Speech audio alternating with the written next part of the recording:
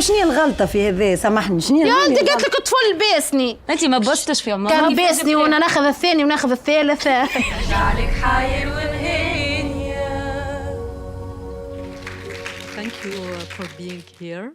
Coming to see a documentary with subtitles means that you are very special. You're in the right place. This is the only place to be in New York today. I want to ask you, first of all, about your return to documentary form, because that's where you started. I love documentaries. I mean, in the beginning, when I started doing film, I started with the short film, and I thought that fiction is impossible because it's a lie, and I can't, so I started doing documentaries, and then learning with documentary gave me the possibility to do fiction. Documentary is different. It gives you you need to be humble, It's not you, your thoughts, your ideas, it's about people's life. So I'm keeping going to documentary because it's a place where I can experiment things, when I can learn a lot to use this knowledge in fiction. I know the story, Olfa's story with her daughters, is famous in Tunisia, but tell us a little bit about how you decided to make a film about that. I've heard the story of Olfa, an interview on the radio. We see at some point some archives of Olfa telling the story of her daughters on TV. It was in 2016. She was talking about her daughters all over the media. And I thought this is incredible because I want to know why those girls, those young people are attracted to this macabre thing, They had the idea to do a documentary because I thought that the character is bigger than life, full of contradiction. She has this ability to tell her story in a fascinating way. She's a born storyteller, and her daughter also. Her daughters too. They have this. They are very funny, telling me horrible stuff. When I was nominated for an Oscar, I met a lot of people willing to work with me and asking me, what is your next movie? And I was telling them it's a documentary in Tunisia. It was like, are you crazy? You can't do this, with the nomination. You have a lot of opportunity. But I was like, if I don't do this movie and I don't tell it in a way that can translate all the complexity and the kaleidoscopic side of it. Anyway, so it was challenging me. So I was thinking about this cliche of reenactment, which I hated. And I thought that maybe I can hijack this cliche because, Hitchcock said once, it's better to start with the cliche rather than to end with one, or something like this. It seemed like, this is the perfect way to tell it. And even we couldn't finance this project before with Olfa's story, And when I had this device, let's say, everything went very quickly, How did casting Hind Sabri enable her to open up, crack open a little bit more and, interrogate that past and ask questions about that past? How did she ended up trusting this actor? I know she's a famous actor in Tunisia, so tell us about that dynamic. Actually, it was Olfa who gave me the idea to cast this actress. Oh. This actress, there was a Tunisian movie about a mother. She was playing the part of the mother going to Syria to look for her son. So Olfa went to the movie theater because she was interested in the subject and saw this movie. So she told me, you are a filmmaker. If we do a movie, it will be better than Hind Sabri's movie, this actress. One thing that, struck me as very interesting that, you have the actors, obviously, for the daughters and to play Olfa, but you have one male actor to play all the men in the story. And it's almost like the men in their lives, obviously, are interchangeable. They've done bad things or they're kind of at the background.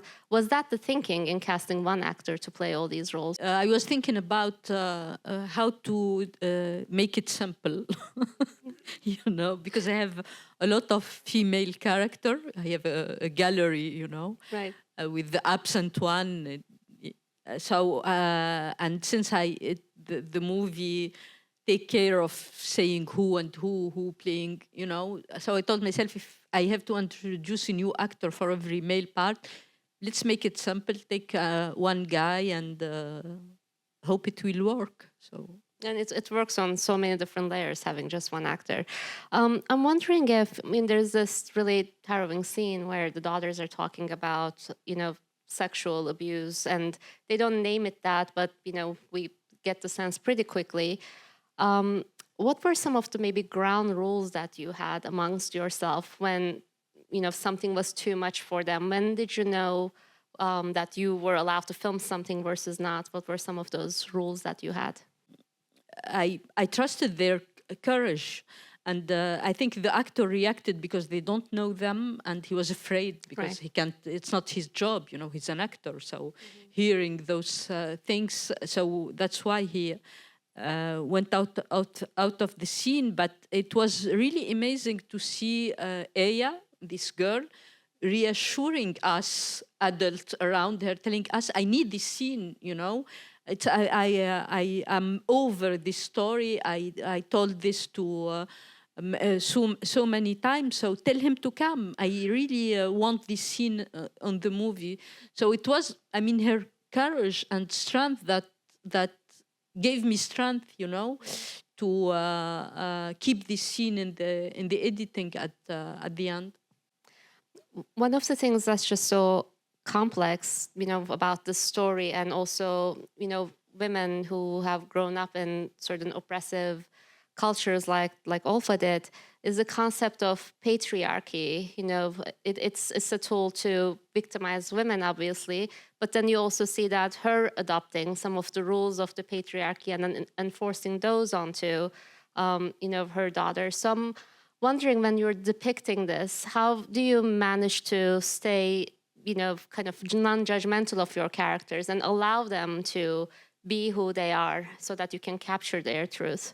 Olfa is a strange character because she's a strong woman. She don't obey to men, or no, she beats men. It's like, but she's this kind of woman who patriarchy for her, it's an idea, and she's the guardian of this tradition, in a very vicious, unconscious way.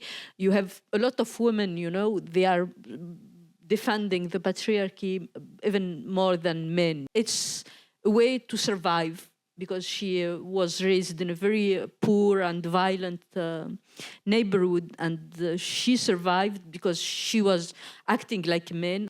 So this was a very fascinating idea for me to explore in this movie. And I want to talk a little bit about some of the influences that you might have had. I'm wondering if you had any movies, maybe like the Kiarostami movie, at the back of your mind as you were constructing this. Yeah, sure. The day I saw Close Up, it was like a changing moment for me in my career as a filmmaker. I was like, this is possible to do this in cinema. One of the greatest movies ever made. So I also watched Robert Greene movie. Kate plays Christina. I watched because you don't have a lot of movie like this, No. So I watched everything. I watched also. I was in Meili's Center for documentary. Mm-hmm. I watched Grey Garden for the daughter mother relationship. Crazy relationship. So I had a lot movies like this. I watched also. I watched The Act of Killing of Joshua Oppenheimer. I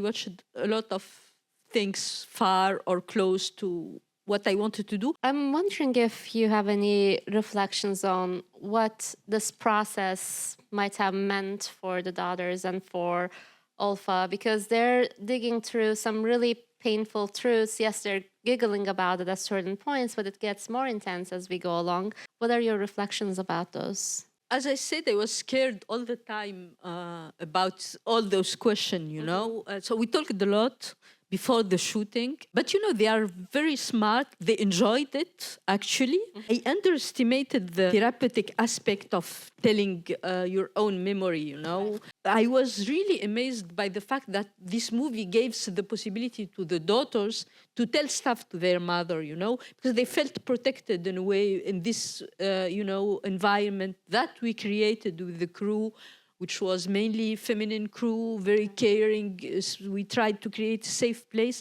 So, and Olfa, she had this, like, as I said, very repressive way to talk to her daughter. She don't hear them, you know. And it was really amazing to see them changing, you know, during the shooting and understanding, especially Olfa, understanding stuff about her life and about how she was brought up. When they saw the movie, I was also scared to death, you know. That was my next question. What did they say? Yeah, they loved it. I mean, even Olfa, she was telling me, yeah, I know that I'm horrible, but you managed to show more than this, than my horrible person, you know. So she was like happy about it. She liked it, you know. And the daughter even more. They were like, thank you for making our voice, giving us a voice, you know, because they don't have a voice with their mother. They don't have a voice at all, you know. And then we went to Cannes. The movie was in the main competition. So it was crazy to have Olfa and her daughters and all the actors on this red carpet in the Lumière Theatre with 2,000 persons watching this story. It was just amazing. Thank you for this conversation and for your beautiful, powerful, and very original film. It's Tunisia's submission this year to the Oscars, and I'm keeping my fingers crossed for you. Thank you so much, Kaouther.